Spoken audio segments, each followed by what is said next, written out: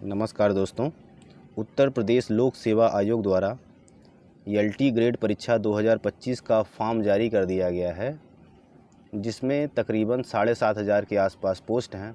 5,000 जो पोस्ट है वो पुरुषों के लिए है और लगभग 2,500 पोस्ट महिलाओं के लिए है।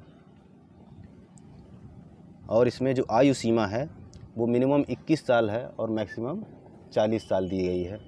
हालांकि ये फॉर्म 8 साल बाद आया है, तो अभ्यर्थियों का कहना है कि हमको कम से कम 5 साल की रियायत दी जाए, लेकिन ये जो इसकी जो नोटिफिकेशन जारी हुई है वो मिनिमम एज जो दी गई है आपके लिए वो 21 साल और मैक्सिमम एज आपके लिए 40 वर्ष दी गई है। ऑनलाइन आवेदन प्रारंभ होगा 28 जुलाई से और 28 अगस्त इसका लास्ट डेट होगा। और अगर फॉर्म आपको करेक्शन करना है तो 4 सितंबर तक इसका लास्ट डेट होगा संशोधन करने का। तो उससे पहले जैसा कि आप जानते हैं यूपीपीएससी के सारे फॉर्म में ओटीआर वन टाइम रजिस्ट्रेशन होता है, तो आपको सबसे पहले ओटीआर करना होगा और ओटीआर आप कर लेंगे। इसके लिए हम एक सेपरेट वीडियो बना देंगे कि ओटीआर कैसे किया जाएगा।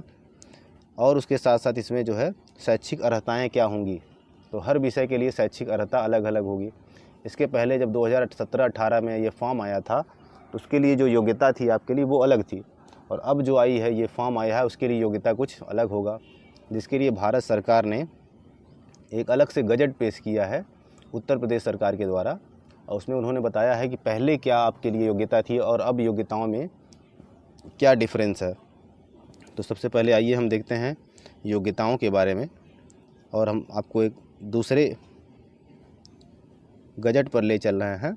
देखिए, यह सरकारी गजट उत्तर प्रदेश के द्वारा 30 जनवरी 2025 को लागू किया गया है। इसमें आपके लिए यहाँ पर देखेंगे आप तो आपको 2 कॉलम बने हुए हैं, स्तंभ 1 और स्तंभ 2, कॉलम 1 और कॉलम 2। और यहाँ पर आपके लिए स्तंभ 1 में पुरानी नियमावली थी और नए में नई नियमावली जारी की गई है।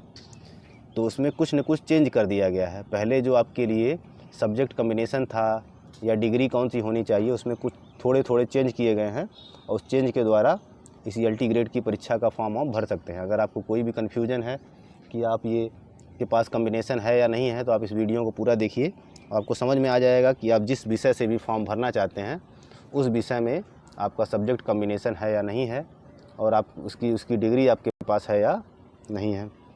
ढेर सारा कन्फ्यूजन रहता है ऐसे मामलों में, ख़ास तौर पे विज्ञान में, अंग्रेजी में और सामाजिक विज्ञान में। तो आइए देखते हैं कि सामाजिक विज्ञान अगर हमको भरना है, स्तंभ 1 में पहला है सहायक अध्यापक सामाजिक विज्ञान। तो भारत के किसी भी मान्यता प्राप्त विश्वविद्यालय से आपको क्या करना है, 4 विषयों में से किन्हीं भी 2 विषय में से, जिसमें इतिहास, भूगोल, राजनीति विज्ञान और अर्थशास्त्र में से 2 विषय के साथ स्नातक होना चाहिए, और आपको एनसीटीई के द्वारा बीएड होना चाहिए। ये एक बड़ा बदलाव है इस बार, कि पिछली बार के वैकेंसियों में किसी भी मान्यता प्राप्त विश्वविद्यालय से आप अगर बीएड किए होते तो आप अप्लाई कर सकते हैं एलटी ग्रेड के लिए, लेकिन अब केवल और केवल एनसीटीई प्राप्त सहायता प्राप्त विश्वविद्यालय या विद्यालयों से ही आप बीएड करेंगे तभी ये मान्य होगा। और ये सारे के सारे वैकेंसी आपके लिए जितने भी आप सब्जेक्ट कम्बिनेशन देखेंगे उसमें बीएड सारा का सारा एनसीटीई के द्वारा होना चाहिए। दूसरा है आपके लिए अंग्रेजी की बात करें तो अंग्रेजी के लिए पहले अगर हमने देखा, पहले हमारे लिए क्या था कि हम इंग्लिश साहित्य और इंग्लिश लैंग्वेज किसी भी विषय से हम अगर स्नातक करते थे और उसके साथ हम बीएड करते थे तो हम एलिजिबल हो जाते थे।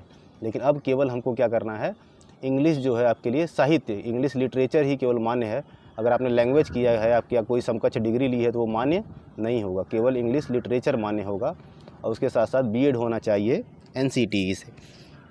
अगर हम गणित की बात करें तो गणित में किसी भी आपको भारत के मान्यता प्राप्त विश्वविद्यालय से एक विषय के रूप में गणित अनिवार्य रूप से आपको पढ़ा होना चाहिए तीनों साल, और साथ साथ आपको बीएड होना चाहिए एनसीटीई के द्वारा। अब हम बात करें आपके लिए अगर विज्ञान वर्ग की, सहायक अध्यापक विज्ञान वर्ग की बात करें तो इसमें आपको फिजिक्स और केमिस्ट्री से आपको स्नातक होना चाहिए। भारत प्राप्त किसी भी मान्यता प्राप्त विश्वविद्यालय से फिजिक्स और केमिस्ट्री से आपको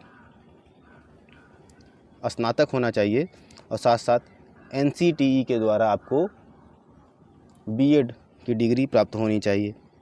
और वहीं अगर बात करें जीव विज्ञान के बारे में तो जीव विज्ञान में आपको जंतु विज्ञान और वनस्पति विज्ञान के द्वारा स्नातक होना चाहिए विषय में, और NCTE मान्यता प्राप्त विश्वविद्यालय से B.Ed होना चाहिए।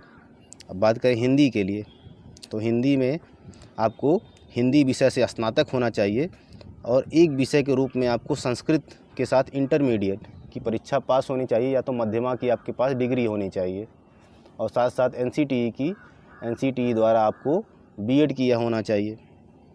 और अब बात करें सहायक अध्यापक संस्कृत के बारे में, तो संस्कृत में आप देखेंगे तो आपको किसी मान्यता प्राप्त विश्वविद्यालय से किसी एक सब्जेक्ट के रूप में संस्कृत होना चाहिए, और आपको स्नातक की डिग्री होनी चाहिए साथ साथ। तो ये रहे आपके लिए 7 विषयों के बारे में कि आप उसका फॉर्म कैसे भर सकते हैं, उसका सब्जेक्ट कॉम्बिनेशन क्या है। और एक और कन्फ्यूजन आ रहा है लोगों को कि क्या LT ग्रेड परीक्षा है, ये स्नातक श्रेणी की परीक्षा है, KV में, नवोदय में और अन्य जगहों पर CTET मांगता है या तो UP टेट मांगता है। लेकिन यहाँ पर कोई UP टेट या CTET की बाध्यता नहीं है। अगर आपके पास CTET नहीं है, UP टेट नहीं है, तब भी आप ये फॉर्म आसानी से फिल कर सकते हैं, तो आपको परेशान होने की ज़रूरत नहीं है। यहाँ UP GIC UP LT grade परीक्षा में CTET UP टेट का कोई रोल नहीं है। धन्यवाद।